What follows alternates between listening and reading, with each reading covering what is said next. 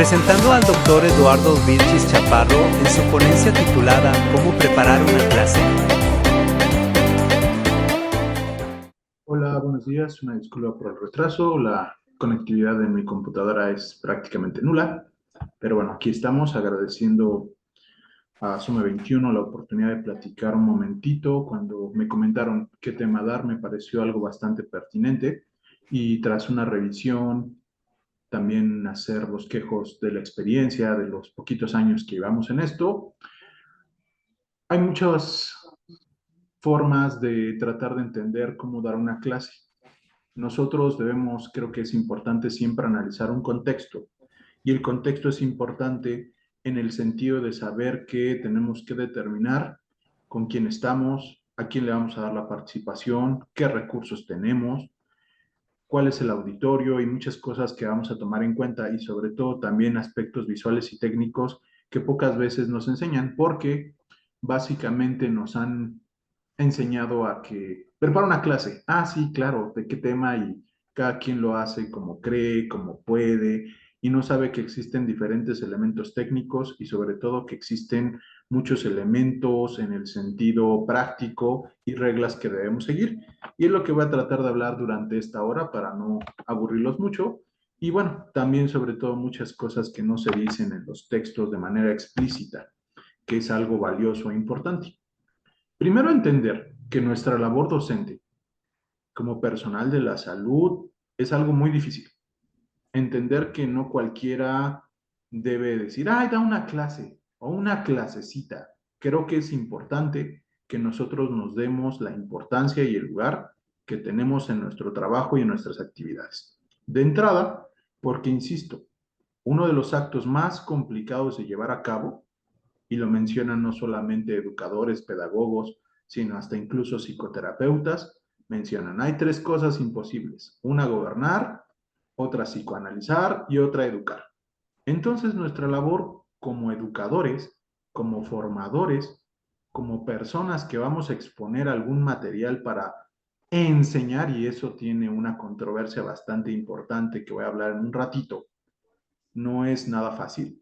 Entonces, debemos entender o debemos tomar en cuenta que nuestra labor es valiosa, y nosotros como personal de la salud aún más, bajo el hecho o la circunstancia de que nosotros invariablemente enseñamos.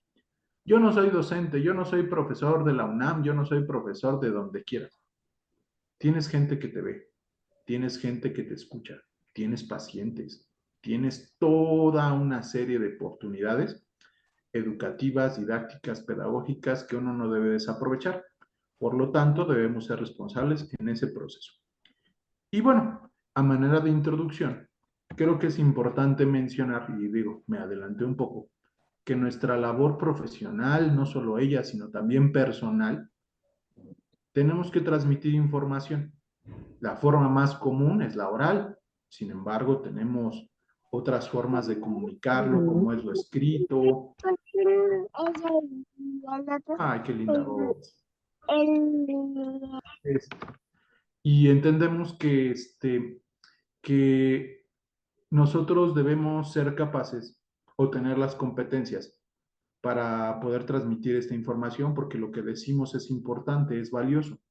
Pero para decirlo, tenemos que prepararlo. Y no, como muchas veces se nos ha enseñado, por la inmediatez, por la situación, el contexto en el cual vivimos, como ya les mencionaba antes, date una clase de qué, de esto, ya lo tengo. Y por querernos expertos en el tema, olvidamos algo importante, que nosotros como personal de la salud, sobre todo médicos o gente que está en este negocio, tenemos una problemática muy grande, bueno, muchas, pero entre las más importantes, que a veces tenemos un ego muy grande que no cabe en ningún aula. Por eso cuando van caminando algunos profesores van flotando. Y el segundo más importante, que por ser médicos o ser especialistas en un área de la salud determinada, olvidamos que no sabemos de pedagogía, no sabemos de andragogía, no sabemos de didáctica, no sabemos de diseño, e incluso nos encanta poner nuestras diapositivas llenas de información, y el deporte favorito de muchos profesionales de la salud. Vamos a leer la diapositiva. Ahí el que está enfrente, que está durmiéndose, por favor, dígame, ¿qué lee en la primera línea, en la segunda, en la tercera? O peor aún, tener a un ponente que nos empieza a vomitar contenidos. Obviamente, tenemos ahí grandes problemáticas y por eso nos enfrentamos, sobre todo a la educación a distancia, al hecho de que, ¿sabes qué? Voy a tomar clase. Nunca olvidaré un día que estaba en Samos. No diré que fue en horas laborales.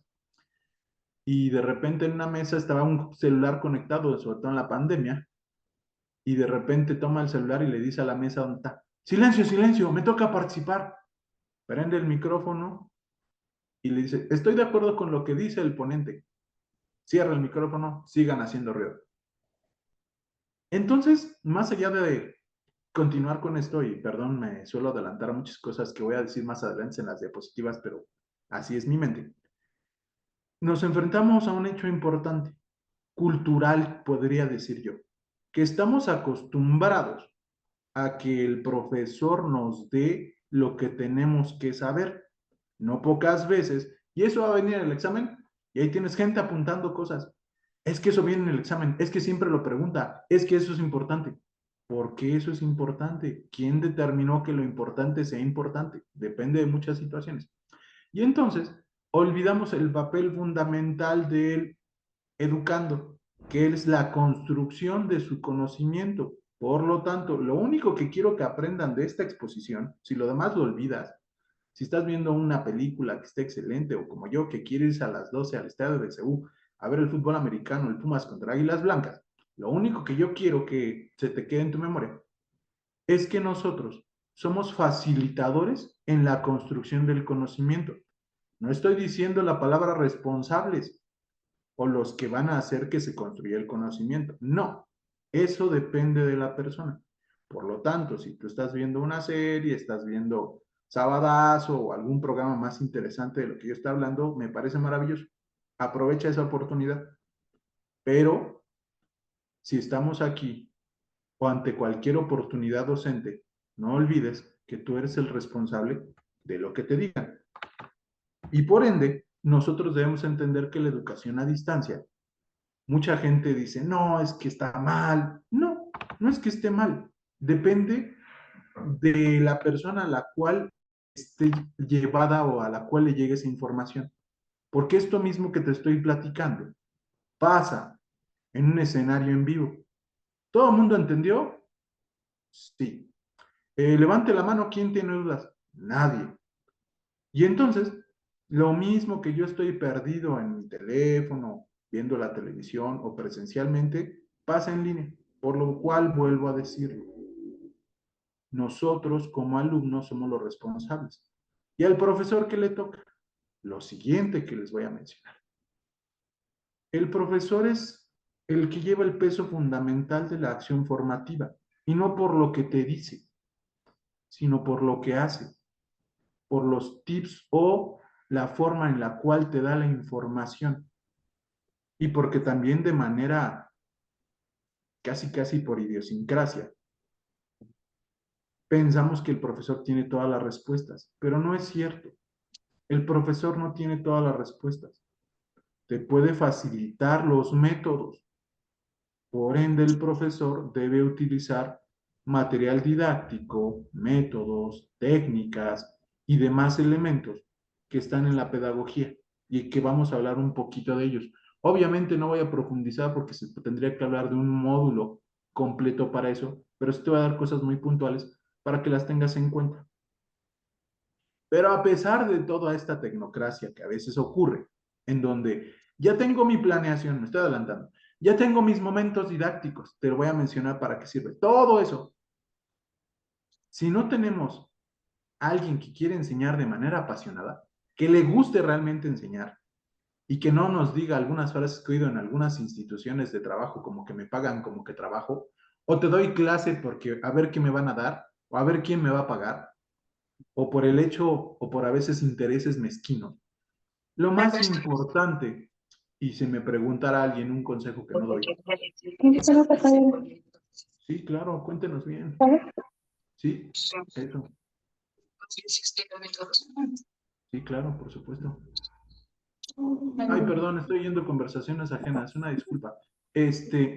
Entonces, lo que necesitamos de un profesor, más allá de técnicas ISO que son valiosas, es que le guste lo que hace, que le guste transmitir el conocimiento. Por lo tanto, el profesor es el que le da los ánimos, el que puede llegar a generar esa motivación extrínseca en el alumno en los momentos difíciles cuando no quiere aprender o cuando no puede, por determinadas circunstancias, llevar a cabo algo. Y entonces, les digo, él es el que lleva el ánimo. Yo también me reí, Nayeli, gracias. Entonces, necesitamos gente apasionada, y no solo en la educación, sino en todo lo que nosotros nos dediquemos a hacer en la vida. Por lo tanto, sean apasionados y prepárense. Pero nos enfrentamos a un contexto actual muy perverso. Diría alguien por ahí, muy cool, pero, dice. Entonces, nos enfrentamos a que hay posturas educativas donde hay un acto de dominación. Foucault, que fue uno de los que estudió los procesos pedagógicos en el siglo pasado, mencionaba que la educación es un acto de imposición, donde tenemos a alumnos a los cuales hay que adiestrar y hay que decirles lo que tienen que hacer. Y de repente ahí yo me asomo a algo que se llama competencias. No voy a decir que las competencias sean malas, no, pero sí no son la panacea, como en algunas instituciones nos quieren llevar a cabo. Y más cuando uno conoce cuáles son sus orígenes, que las competencias son para prepararte en el mercado laboral. Es que hay competencias genéricas específicas, blandas y duras, sí. El detalle es que los procesos o las entidades educativas se encargan de los procesos técnicos, no los procesos humanísticos, no los procesos actitudinales, sino solamente los procedimentales. Dirían por ahí, quieren personal obrero calificado o técnico calificado para sacar el proceso, para sacar el número, para sacar el indicador, etc., etc. Por lo tanto, nos enfrentamos a un ambiente degradante, donde hay rutina, donde todo es rígido, donde el profesor es el que habla, donde no hay una interacción, donde no pongo al alumno a pensar, donde lo que se dice es lo que yo tengo que hacer, donde invariablemente tenemos que tomar la clase y qué, iba a decir hueva, perdón, qué flojera me da oír a alguien durante 50 minutos, una hora y más en línea, cuando, insisto, está Sabadazo o alguna película en el canal 4 o algún otro programa, no sé, Venga la Alegría, no sé qué más haya. Y entonces, ¿por qué tengo que estar esperando que alguien me vomite algo que ni siquiera está platicándome, sino que lo está leyendo? Y solamente me quiere bajo una situación de condicionamiento, donde solamente desea tenerme en control y me quiere sometido. Esto es lo que pasa en los procesos actuales. Por eso cuando me toca ir a reuniones donde todo esto es rígido, donde tengo a alguien que lee una diapositiva, cuando ni siquiera es experto en el tema, y me hacen ir de apoyo, dices, híjole, está bien complicado, está bien difícil, ¿y cómo quiero que cambien las cosas? Sí, voy a ser formativo, voy a ser constructivista, muy cognitivista, ya muera el conductismo. Lléneme, por favor, un quiz donde si no pasan la calificación van a reprobar y no pasan el curso y no les doy la constancia. Nah. Por eso es importante que nosotros, en este proceso y en este punto, prometo ya regresar a lo que me invitaron para hablar.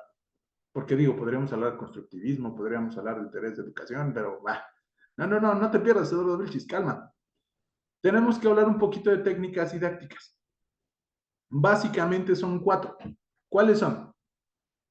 La técnica expositiva que todo el mundo nos puso a dar clase, en la que nosotros crecimos, en la que se ha pervertido tanto que, por ejemplo, te toca coordinar un módulo y así te dicen coordinar. Coordinar es que yo deje que los alumnos preparen el tema y yo les diga, ah, está bien, es bueno el tema. Híjole, cuando me tocan esos grupos, híjole. No sé ni siquiera sea coordinador. Se parece a un concepto que oigo mucho en donde trabajo que se llama líder de proyecto. El líder de proyecto es el que no hace nada y que solamente con su dedo dice que se hacen cosas. Digo, ay, caray. Faltan a veces más obreros y menos líderes en ese contexto. Pero bueno, liderazgo es otra cosa, es otro tema. Pero ¿cuál es el modelo que nosotros tenemos más arraigado? La exposición, que es en el que vamos a basarnos hoy, pero que hay formas de hacerlo de manera dinámica y correcta y adecuada. Número 2, las técnicas vivenciales, donde yo dejo que los alumnos participen, donde establezco dinámicas en donde ellos comenten lo que tienen que hacer, donde se genere retroalimentación. Obviamente esto no se puede hacer en grupos grandes como el que tenemos ahorita de 110 personas. Vamos a escucharlos, o peor aún, se pervierten tanto que termina siendo un muro de los lamentos. Es que yo no sé qué, es que no sé qué, es que yo cuándo, es que no sé qué. Y obviamente nos complicamos. Otra es la técnica demostrativa, que podemos llevarlo en modelos ahorita que tenemos también en boga, como lo de simulación, o cuando se estudia un caso, o cuando tenemos una demostración o tutorial, o lo que ha tomado ahorita el YouTube, que nos enseña a hacer todo. Hace no mucho tiempo el médico que ni siquiera, perdón, el tipo que ni siquiera era médico y hacía cirugías porque se había estado viendo videos en YouTube, donde por ejemplo ahorita que fue la pandemia, que mucha gente aprendió a cocinar o que aún no aprende trucos, vete el tutorial de YouTube.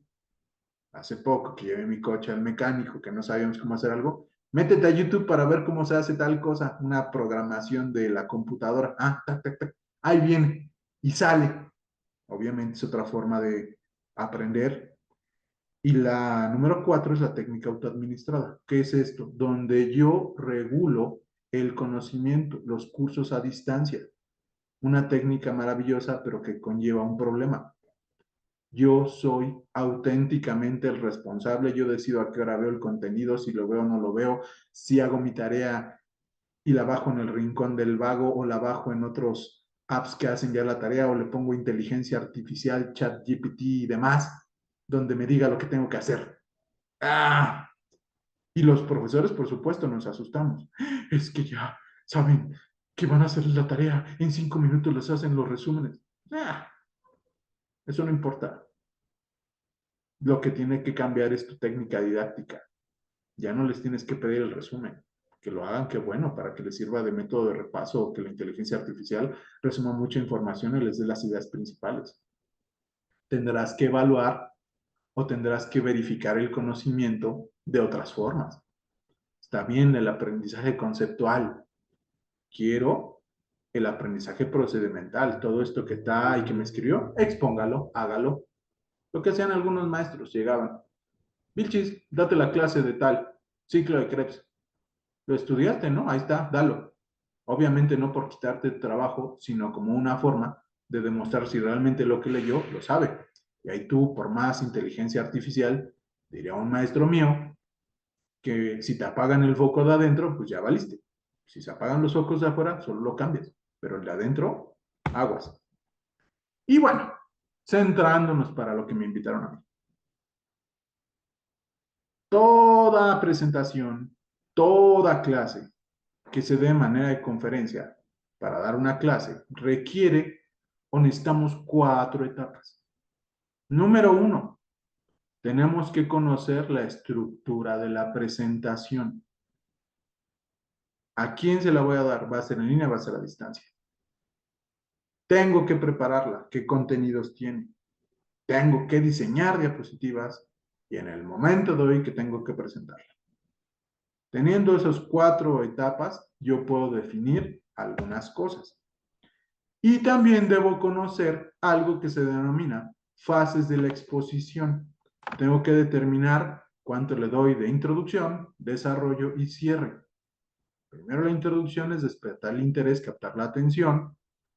Posteriormente, conectar ideas, verificar que la gente lo entienda, aprovechar recursos de comunicación, utilizar apoyos visuales, porque finalmente una imagen puede todo, y al final resumir las ideas importantes. ¿Por qué?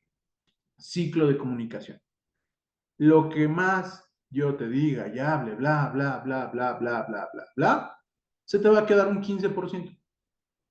Por ende, yo les digo hace rato, con que entiendan que para dar una buena clase hay que prepararle y echarle pasión, con eso es suficiente para mí. Obviamente, al que le interese más, le puedo compartir los documentos de donde sale esta exposición. Es como cuando la gente está tomando fotos de las diapositivas. Digo, ¿para qué?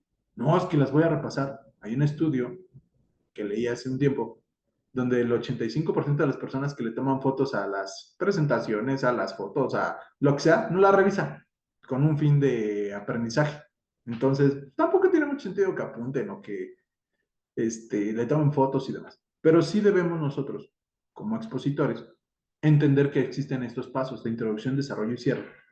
Y sobre todo, para saber que yo en el cierre, por ejemplo, quiero dejarle las ideas principales o lo que creo que vale la pena que aprenda. Ya que tengo esto, tengo que preparar mi presentación. ¿Cómo hago esto? Tengo que saber dónde se va a dar, presencial o en línea. Si es en línea, no puedo tardarme más de una hora porque los voy a aburrir. Nadie aguanta una silla, a menos de que te vayas de pinta en tu celular. Por eso la gente no prende el micrófono, ni prende el celular, ni prende la pantalla. Una de las grandes cosas cuando me toca estar así en juntas inútiles e interminables. Pero tienen que tener prendido su micrófono, deben tener prendida su pantalla. En línea yo no sé cómo está la conectividad de las personas. Si yo les pongo que prendan su cámara y si están en una institución de un águila verde, que sabemos que el internet institucional es buenísimo, maravilloso, extraordinario, a gigas de velocidad, pues obviamente va a volar todo eso. Invariablemente, lo va a volar terriblemente en ese sentido. Tengo mensajes. ¿Por qué? No me paso, así soy. En todo caso, soy de nuestro chiste interno. Entonces, tenemos que saber a quién va dirigido, qué va a requerir. Por lo tanto, no es lo mismo presentarme en línea, presentarme a distancia. Insisto, no debe ser una presentación en línea más de una hora, a menos de que el chismecito esté bueno, sino que flojera.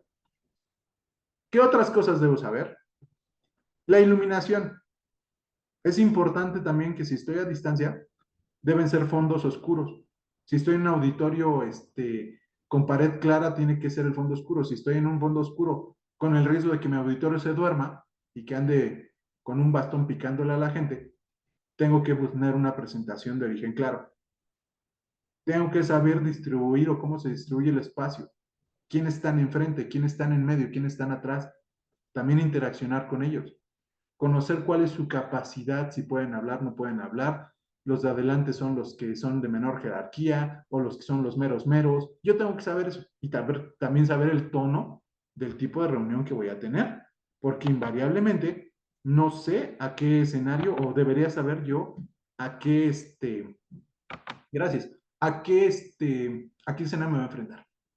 Por supuesto, el tiempo destinado a la presentación, yo ya me estoy curando en salud, le estoy diciendo que no va a ser más de una hora, más bien porque este bufoncito de la educación no construyó más y ya está pensando en que se va a ir ahorita al estadio y se va a ver el fútbol americano. No es cierto, pero sí, al rato. Por supuesto, a ver a quién está dirigido. Hace tiempo, en donde yo trabajo, nos enfrentamos al hecho de que había diferentes niveles educativos.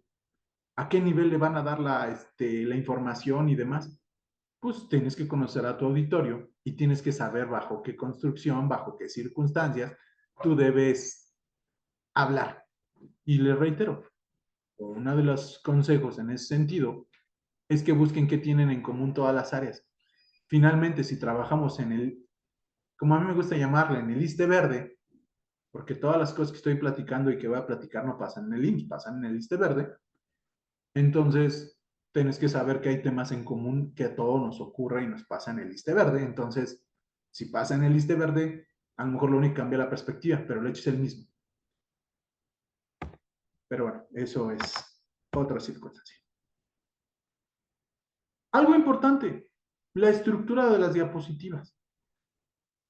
La peor mentada de madre, perdón, el peor recordatorio a mamá es que te toca una diapositiva llena y peor aún, mal escrita, con faltas de ortografía. Y peor aún, si no es suficiente recordarte a mamá, sino a toda la prójine y los ancestros. A ver, el que está dormido allá atrás con su celular, ¿puedes leer lo que dice en la línea 3?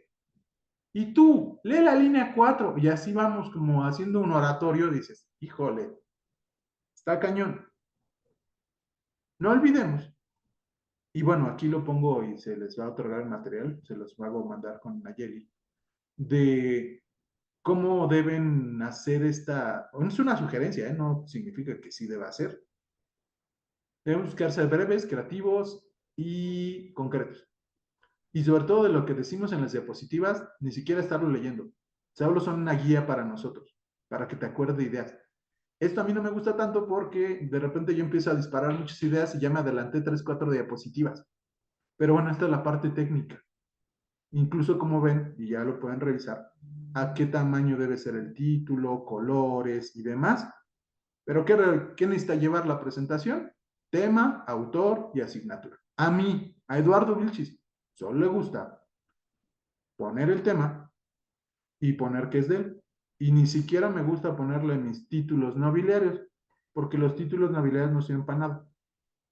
A veces me avergüenza oír, es que tiene un doctorado en no sé qué, tiene un diplomado en no sé qué, tiene... Y se pone a leer las diapositivas, dices, híjole, diría haciendo una analogía de película, que la gente no sepa que seas idiota, que crea que mejor que sea, pero que no lo compruebe con lo que le enseñas. Sí, soy idiota, pero bueno, no tiene nada, no estudió nada, pues sí, con razón. Estudió en el Instituto Patrulla, pero de repente tiene un doctorado, un postdoctorado, diplomados, o que su ego es tan grande que, insisto, no cabe solo en esa aula, o no cabe en el internet, y y te toca, no, es que quiero que cite los 150 artículos que he contribuido a construir. Quiero que cuenten los 452 diplomados que llevo. Por amor de Dios. El chiste, o diría un maestro mío, que el éxito está en que digas tu nombre y sepan qué es. Y ya, nada más. Número 2, establecer una introducción y los objetivos de la presentación. Si no pones objetivos, debes saber que es una situación meramente informativa. Yo no puse objetivos a propósito, se me pasó. El objetivo es que ustedes reflexionen sobre el hecho de lo que es dar una buena clase y sobre todo tengan lineamientos técnicos, que son los que están aquí. Y no solamente hablaré de los lineamientos técnicos, sino para rellenar la información de hora y media que debo de llevar, muy a mi pesar, de que sepan o que al menos tengan de dónde captar cuáles son los momentos didácticos, porque a veces algunos se los quieren chamaquear con eso. Pero bueno, ¿cómo vamos a diseñar las transparencias o las diapositivas? No la recargues de letras. Con que no la recargues de letras ya la hicimos, ya. Con que no esté lleno de letras ya. Con eso. Por supuesto debemos buscar una estructura didáctica. ¿Cómo se hace esto? Invariablemente tú tienes que utilizar colores. Debes utilizar los espacios y que las letras que pones solo te sirvan de guía. O si es información muy importante, aunque rebasen los 8, 9, 10 renglones que vamos a ver que debe llevar, le permita tener información al que la consulte después. Porque hay que tomar en cuenta, y hay que decirlo, una diapositiva o una presentación debe ayudarle a la persona a estudiar. Es lo que te decía, es tu chat GPT del siglo XX. Me resume las cosas o el gran artículo o los capítulos del libro con los puntos más importantes. Pero también es válido que tú te cuestiones si lo importante para una persona es lo importante para ti. Por supuesto, la presentación debe adecuarse al tiempo, al auditorio, al lugar. Alguien dice, 2 minutos de exposición por diapositiva. Híjole, a mí no me gusta esa regla. Yo pongo lo que dicen los expertos. A mí no me gusta. ¿Por qué? Porque hay diapositivas que solamente las tienes que ver un instante o son enlace para otras. Pero hay diapositivas que bueno, yo me puedo llevar 15 minutos en una diapositiva. Creo que hay una que tengo así, pero no lo voy a hacer. Pero finalmente, tú eres libre en ese sentido, solamente son reglas. Y también importante, ¿cuánto tiempo tiene? Es una presentación ejecutiva 20 minutos. 100 diapositivas, ni ganas de entrar. Seamos congruentes en eso. 60 diapositivas, 70 diapositivas. Yo como auditor, cuando me toca ver las presentaciones y ya veo abajo ahí que nos dice el PowerPoint 70, digo, híjole, ay, híjole, no digo más, nada más pienso que ¿dónde estaría en esos próximos 45 minutos siendo lo más útil? A veces me llevo sorpresas, maravilloso. pero, insisto, hay más recursos. Y ya que vi estos lineamientos técnicos, debo saber en qué fase o en qué momento debo dar la exposición. Tengo que saber lo que les mencionaba en los tiempos. La introducción, cuánto tiempo llevo, el desarrollo del material o inclusive si voy a hablar de técnicas o situaciones procedimentales. Y las últimas láminas o los últimos espacios para conclusiones, síntesis y corolarios, que son lo que voy a ver ahorita. Insisto, esto del medio, sí es valioso, importante, lo que te dije del liste verde, sí, pero eso no va a beneficiarte en que des mejores o peores clases. Los chistecitos y eso ayudan a reforzar la atención del público, para que no me ganen los de Venga la Alegría. Y por supuesto, cuando yo hago una presentación, los colores. Nos gustan los colores, nos gustan. ¿Cómo debe ser la presentación de cada lámina? El ponente es la estrella. Yo, el que hablo, soy el que me deben prestar la atención. Yo soy el valioso. El texto me ayuda, me hace no perderme. Y ahí están sus lineamientos técnicos para que no, porque algunos vinieron con esa intención de cómo se hace la diapositiva. Ahí está, es una sugerencia, son guías. Doctor, tiene 7. No importa, hasta 8 algunos autores, depende de quién revises. La bronca es que sean 14 líneas, 15 líneas y desalineadas con falta de ortografía. Ahí es donde valió todo. O letras tan raras como el Gregorian, no sé qué. Las más comunes Arial y Times New Roman. Las que estamos habituados. Y por supuesto, entre menos letras, más fácil de leer. Insisto, ¿cuáles son los tamaños? Depende del contenido, depende del tamaño de tu diapositiva. Dicen que para los títulos 30 a 36 y para las letras de 20 a 24. A veces hay conceptos muy buenos, todavía te puedo decir hasta 18 para el texto. Y el título en 30, 28. Ya cuando están más chiquitos y ves que es 14, digo, es un pergamino. Este quiere que me ponga a leer su Word. No sabe resumir. Colores. Todos, excepto dos. Salvo que quieras explicar algo, que es muy valioso. El rojo y el verde. El rojo, porque psicológicamente te puede llegar a generar estrés. Y además, en una sala clara no se va a ver. El verde tampoco. Y además, por ejemplo, si vamos a trabajar en pantallas virtuales y demás, cuando usas color verde, híjole, es complicado. Chismecito tecnológico. Yo sé que a nadie le gusta el fútbol y que nadie va a ver el mundial aquí en este país y que es una burla y Trump, etc. Trump, no es cierto lo que voy a decir porque ya me acordé que están grabándome. No es cierto. Mr. President, yo estoy con usted y quiero que seamos un Estado confederado. Juraré a su bandera. No, hombre, jamás.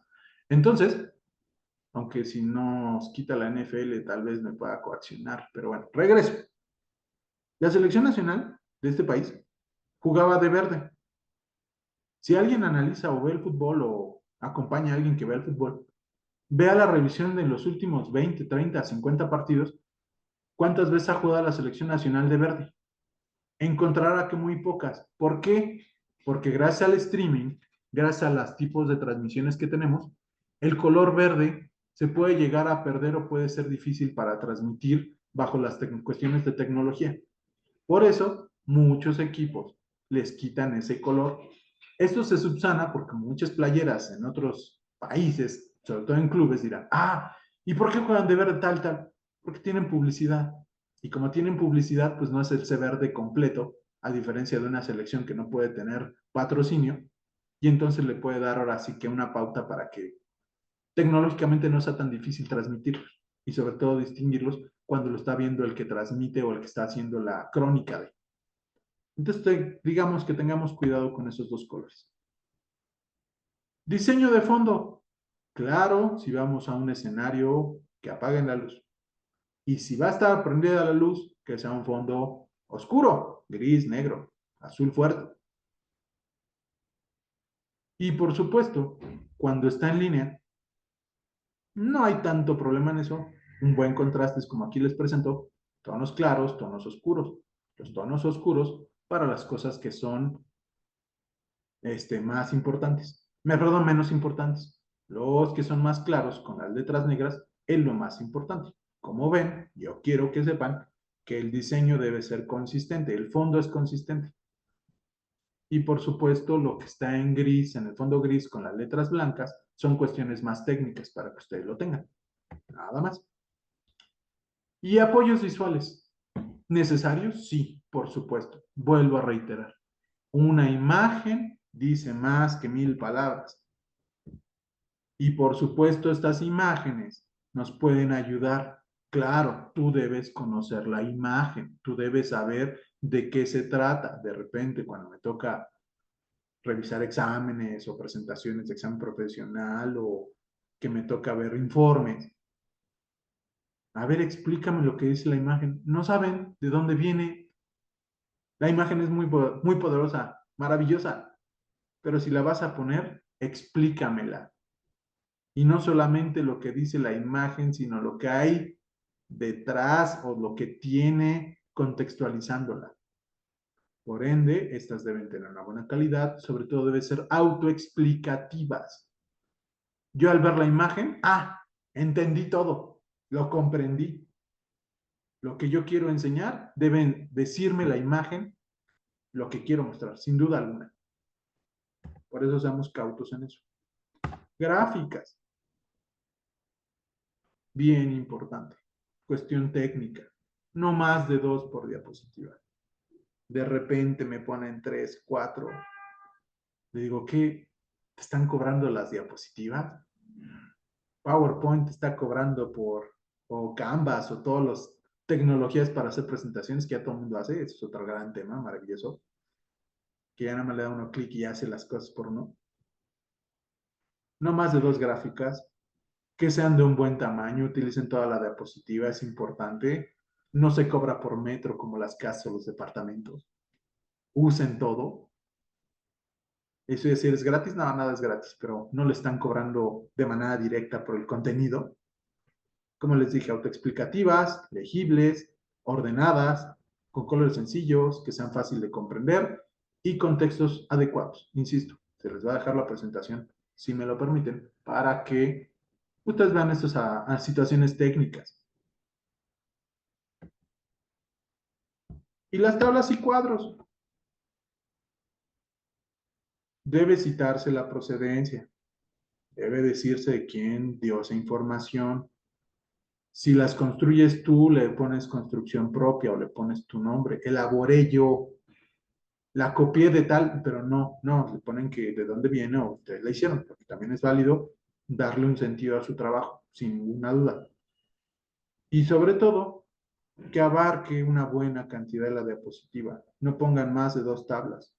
A veces lo necesario o lo útil es que pongan la más importante, con los aspectos técnicos. Por ejemplo, en esta. Tabla 1, no hagan esto. Característica de la construcción ideal de tablas. Nítidas, esquemas. No. Háblenlo en general para el que lo consulte. ¿Cómo se hacen las tablas? Checo la diapositiva.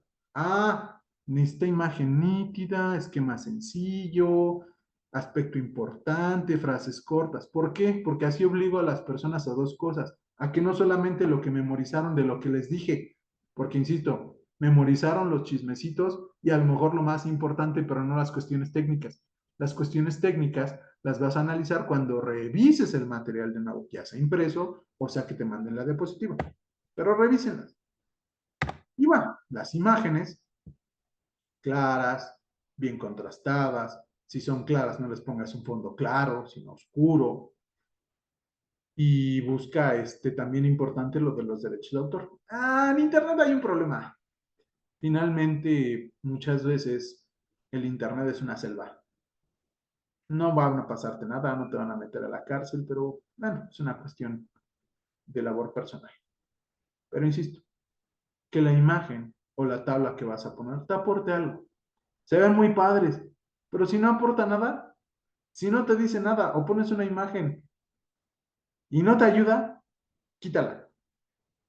Algo importante y valioso. Todo lo que no te ayude en tu presentación, elimínalo, quítalo. Que no te aporte, se va para afuera. Es importante, bueno, ya me adelanté, que la plantilla debe adecuarse a tus necesidades, no al revés. O sea, todo lo que te aporte, todo lo que te ayude, todo lo que solvente y te logre permitir llegar a esos objetivos educativos y pedagógicos, adelante. Algo importante, no usen tantas Agárralo. animaciones. Te Sí, di 2 agárralo, síntomas. ándale, La agárralo. siguiente semana. Eso, así, Que ya no te. exacto. Ay, perdón. Disculpen, es que no puedo evitarlo. Es mi corteza prefrontal. Lo siento. Ah, bueno. Entonces, no usen tantas animaciones. De repente ves presentaciones que en la transición de una diapositiva a otra hacen como sonidos, palomas, y que se va descuadrando y se va juntando, borrando. Digo, te quita tiempo, te hace evitar que pongas atención en lo verdaderamente importante. Y bueno, seamos cuidadosos en cuestiones de emblemas, de derechos de autor, como les decía. Citen a las diapositivas que tienen.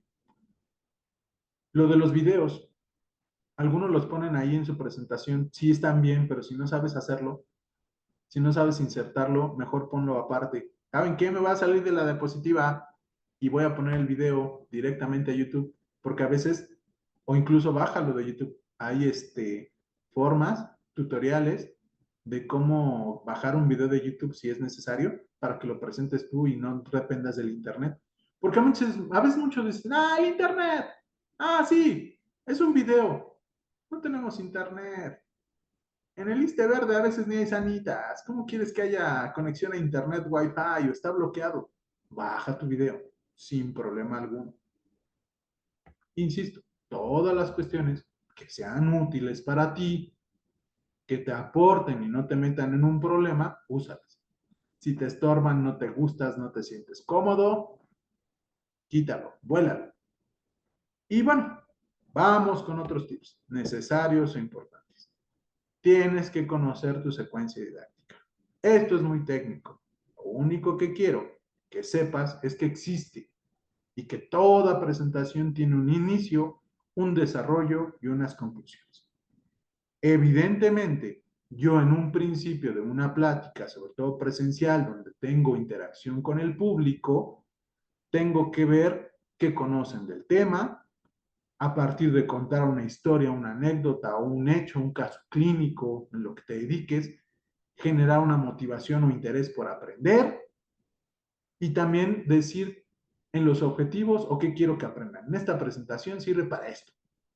Y eso lo voy a guiar yo como docente.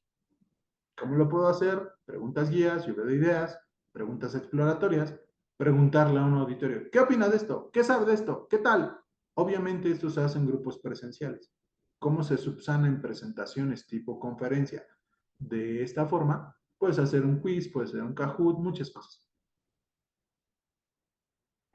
Luego, sigue una fase de desarrollo. Bueno, debo decir, perdón, 10 minutos de introducción. Dependiendo del tiempo, ¿verdad? 15 minutos, 20 minutos, no más. El desarrollo puede ser 30, 40, 60 minutos. Depende qué quieres, cómo lo vas a echar a andar. Tienes que ver qué les cuesta más trabajo de aprender, qué es lo más importante, qué es lo valioso, qué estrategias académicas vas a llevar a cabo para que se controle, para que se lleve a cabo la construcción de conocimiento. Y aquí es todas las cosas que ustedes hacen. Diagramas, diapositivas, presentaciones, que los pongas a hacer mapas mentales, que los pongas a hacer sociodramas, que se pongan a hacer historias clínicas, que se pongan a hacer entrevistas, que hagan su opinión en foros de internet, que establezcan construcción de informes, que hagan lo que tú quieras. Y por supuesto, aquí hay una interacción entre el docente y el alumno. ¿Cuál es nuestra labor? Nosotros como docente, organizarlas. ¿Cuál es la labor de los estudiantes? Llevar a cabo esas instrucciones que nosotros llevamos a partir de la guía de un profesor, porque yo no soy el responsable de que lo hagan, sino de facilitarle cómo lo hagan. Tengo que decirles, ¿sabes qué? La información puede estar por aquí, yo te recomiendo que leas esto, esto y esto. No, aquí está resumido, aquí está resumidito, aquí está, ya te pasé la presentación. Bueno, hay profesores bondadosos, pero no solo para eso, siempre hay más. Dirían por ahí, no te quedes con lo que te dio el profesor, yo les diría, no me crean nada de lo que les estoy diciendo. Kurt Cobain decía, no confíen en nadie menor de 18 años. Yo ya tengo más de 18, entonces ustedes deciden. Y bueno, ¿qué les decía? Que controla un estudiante es lo que tiene que hacer todo el tipo de situaciones donde él es un ente activo. Y ahí nos tendríamos que meter a otro tema que se llama educación pasiva, educación activa. La educación activa es donde el alumno no necesita un profesor que le diga todo, sino que él lo va a hacer. Claro, en nuestros tiempos, en nuestras circunstancias, una educación activa es como pecado. Es como decir, oh no, el alumno, ¿qué tal si no lo puedo hacer? Mejor yo le doy lo que tiene que aprender. Por eso nos tienen controlados con simulaciones, que no debo aprender más de esto, que debo seguir el programa, que solamente esto me toca. Y bueno, no promovemos pensamiento crítico, pero es otra historia que no me voy a desviar porque si no, así nos iremos hasta las 3 de la tarde. Y por supuesto, establecer un cierre, ver qué aprendieron, qué conocieron, si se hizo una dinámica de aprendizaje procedimental o actitudinal, monitorizar y conocer el resultado de esta. ¿Qué mapa mental hicieron? ¿Qué actividad hicieron? ¿Qué resultado obtuvieron? Y ver productos. Y ya que los tenemos, reflexionar sobre ellas. Aquí es donde nosotros podemos tener listas de cotejo, rúbricas, tenemos nuestro portafolio, nuestras revisiones, evaluaciones, todo aquello que nos permita generar un producto que exista, algo que sea tangible, se me ha ido la palabra. Y sobre todo entender que el cierre tiene 10 a 15 minutos, dependiendo, insisto, de las necesidades. Pero este es el esquema de la secuencia didáctica. Tiene que haber, le reitero, una introducción, el desarrollo de nuestros conocimientos y la conclusión para concretar qué es lo que debe aprender el alumno o qué debe reafirmar o establecer compromisos de aprendizaje. Pero insisto, ese es otro tema. Y otros consejos para terminar de manera práctica y útil. Siempre que den una presentación tengan un respaldo. Siempre. Es que mi presentación no abre. Es que tengo una Mac y no tengo el cable. Ah, entiendan, no todos somos ricos como ustedes, los profesores. Sabemos que no estamos en la quinta chilla, o peor aún, a la única Mac a la que aspiramos es al Mac Trío de McDonald's, nada más. Si tienes esa situación, lleva tu cable. No todos tienen su Mac. Deberían tener los profesores, deberíamos tener nuestro convertidor Mac, pero no lo vamos a tener, no va a pasar, no en este universo. Sí debería, insisto, pero no va a pasar. Algunos nos burlamos de esas cosas y está bien, o sea, vale. No, pero ya en serio, manda tu presentación siempre a un correo, mándatela a tu correo. A veces las UCBs no tienen palabra de honor, huelen el miedo. O como en mi caso, dije, ay, ahorita no se va a reiniciar mi computadora. Se reinicia, tengo que esperar a que proyecte y luego el Zoom no conecta. No, es un rollo. Ten siempre tu respaldo. Mándate tu presentación a tu correo, tenla en 2 o más UCBs, mándaselas a alguien para que te pueda salvar, mándatela a WhatsApp o al WhatsApp de alguien más. Finalmente, mandarla del WhatsApp a un correo y que haya internet o es más fácil a que no tengas nada. Número 2, conoce el escenario. Si vas a ir a algún auditorio, eso conoce cómo están distribuidas las sillas, conoce quién va a ser el auditorio que se lo vas a presentar, para qué lenguaje tienes que manejar. A lo mejor no puedes decir groserías como a mí se me salieron, o a lo mejor no podemos hablar del ISSSTE o del IMSS, no sé. Yo no pregunté eso. Bueno, sí lo pregunté indirectamente y creo que no hubo problema. Y como les dije, un buen tip, guarda la presentación como presentación con diapositivas. Cuando lo guarden en PowerPoint, háganlo así. O inclusive, es que lo hice en PDF. Hay forma en cómo el PDF se pase como diapositiva del tamaño de una diapositiva de PowerPoint. Hay forma, si lo vas a hacer así. Canvas, de igual manera, tenlo guardado en PDF para que al menos si no va a proyectarse así, nada más le estés bajando y vayas diapositiva por diapositiva. Lo de los tiempos, que tienen que acordarlo con el moderador, por eso Tanayeli me estaba hablando, y yo que no le contesto, porque no me gusta contestar el teléfono, pero bueno.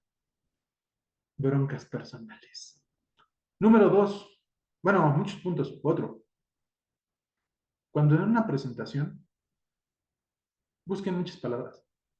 Que tengan un discurso entendible. Modulen su voz. Vuelvo a reiterar, conozcan a quién van a hablar. cuál es el nivel que tienen, cuáles son sus expectativas. Reiteren lo que es preciso y lo que es útil. Tengan un lenguaje entusiasta, que le eche pasión, que se vea, no, es que al menos le gusta.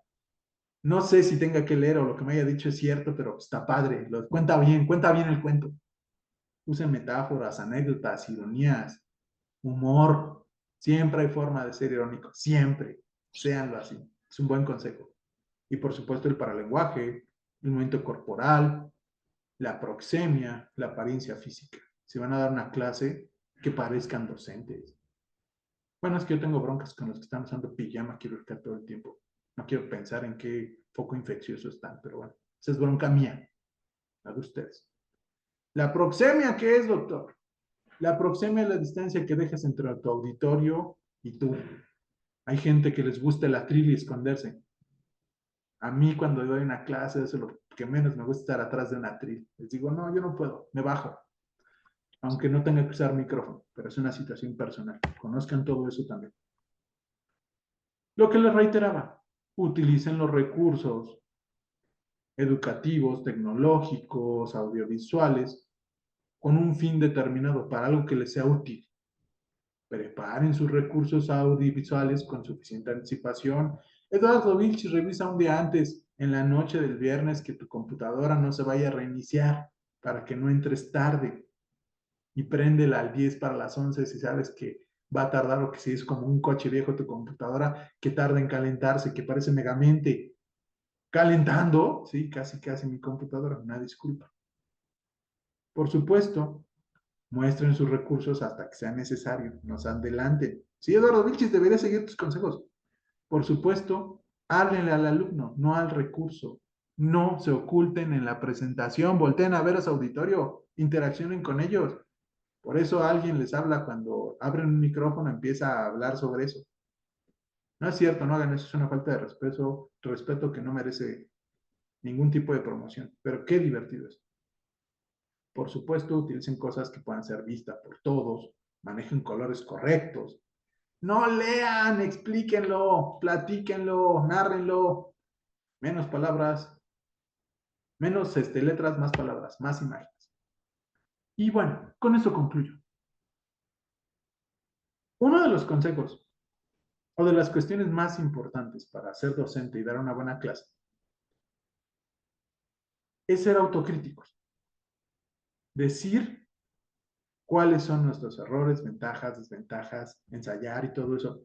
Y después de los procesos, voy a llevar mi amigo rojo. Mano azul. Tengo que cuestionar siempre mi labor docente. Lo más valioso es la autocrítica, porque la autocrítica me hace crecer. Si yo critico y no autocritico, me hago un criticón. Y de criticones estamos llenos, ya, no más. Seamos autocríticos, porque el autocrítico puede dar crítica y sabe que lo que va a decir tiene una responsabilidad importante y debe ser cuidadoso. Por supuesto, debe buscar otras formas de educar. No es como le enseñaron. Siempre debe perfeccionarse, debe buscar lo mejor para él. Por supuesto, deberá tomar en cuenta las ideas y observaciones que le digan los demás. Sean receptivos a la heteroevaluación. También, una de las cosas que nos molesta a nosotros como profesores, que nos evalúen o nos autoevalúen. No, al contrario, que nos digan por dónde. Es que van a correr. Si no eres apto para esto, adelante. Llegará alguien mejor. Claro, si trabajas en un lugar donde no llega el mejor, sino el que está recomendado mejor, o que de repente, es que ya dijimos que este sí y este no, porque ves, me cae bien y es mi amigo, bueno, es otra historia. Pero insisto, nadie debe estar en un lugar que no merece. Por supuesto, buscar cosas novedosas, alternativas, educación en línea, usar recursos que pueden ser de gamificación muy útiles, necesarios. Esa es otra clase. Por supuesto, analizar cuáles son los alcances de sus técnicas, hasta dónde va a llegar. Y fomentar una palabra que les encanta a mis autoridades de donde trabajo. Innovación. Innovación para ellos es usar una presentación con Kahoot, o usar Canvas, o usar ChatGPT, y hablan de inteligencia artificial como si hablaran de cajas de cereal. No. Innovación va más allá de eso. Y para tener innovación, ya lo dije, tenemos que empezar con la autocrítica. Pero la gente no se autocritica. No, pasa, hay problemas. Innovar va más allá de la tecnología, pero bueno, es otro tema, insisto. Busca mejorar conforme va progresando o va moviéndose su curva de aprendizaje como profesor. Por supuesto, busca estar en grupos de cooperación reflexiva, gente que lo asesore, que le mencione, que pueda establecer otras ideas, que aprenda de otras formas de cómo se ve.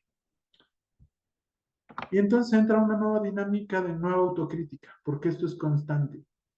Reflexiono y sigo reflexionando y busco mejorar. Vuelvo a indagar de otras formas de cómo puedo mejorar mi educación. Valoro otras ideas de otras personas. Tomo lo que puede ayudarme y lo que no lo desecho.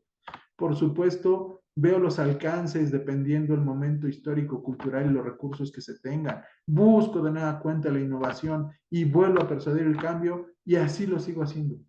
Este modelo nos debe llevar a seguir avanzando.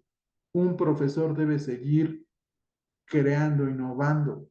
Muchas veces nos enfrentamos al hecho, ay, como en muchas vacas sagradas, voy a dar el tema de tal, no digo cuál porque van a identificar de quién se habla. Pero siempre hablan del mismo chinche tema, todas las veces. Al menos a mí no me gusta. Por eso cuando me dicen, ¿qué tema quieres? Este. Ah, está padre.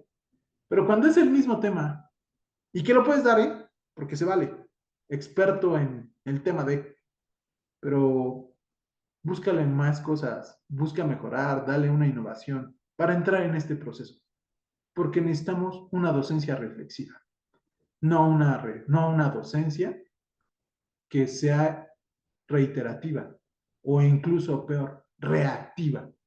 Me piden clase, sí, lo que tengo, hay un artículo, sí, prepáralo tú, Juanito, prepáralo tú, tal, y dalo tú. Pues sí, la clase estuvo bien, pero no tuvo tantos colores y bueno, dudas, no. El proceso de docencia es cambiante y no es para tus alumnos, es para ti, por tu sistema de que debes buscar mejorar día a día, con la pasión y la preparación. Eso es lo que se les necesita quedar, que entiendan que el proceso de ser docente es ser reflexivo siempre. Ay, casi. No cumplí la hora y media, una disculpa. Ya fue el volado en mi partido, pero bueno. ¿Alguna duda, alguna pregunta, comentario, reclamo, sugerencia? Reclamo porque empecé tarde y les quité 10 minutos de Venga la Alegría, pero les dejé 20 minutos más de la película que empieza a las 12. Antes que nada, quiero agradecerle, doctor, por habernos hecho una magnífica presentación de cómo preparar una clase.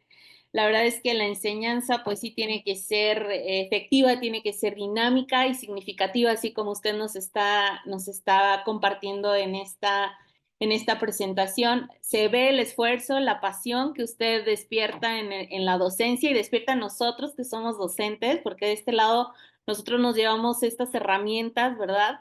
Sabemos que la educación es una de las profesiones más nobles, más desafiantes, ¿verdad? En ese sentido, sobre todo con este mundo lleno de esta globalización.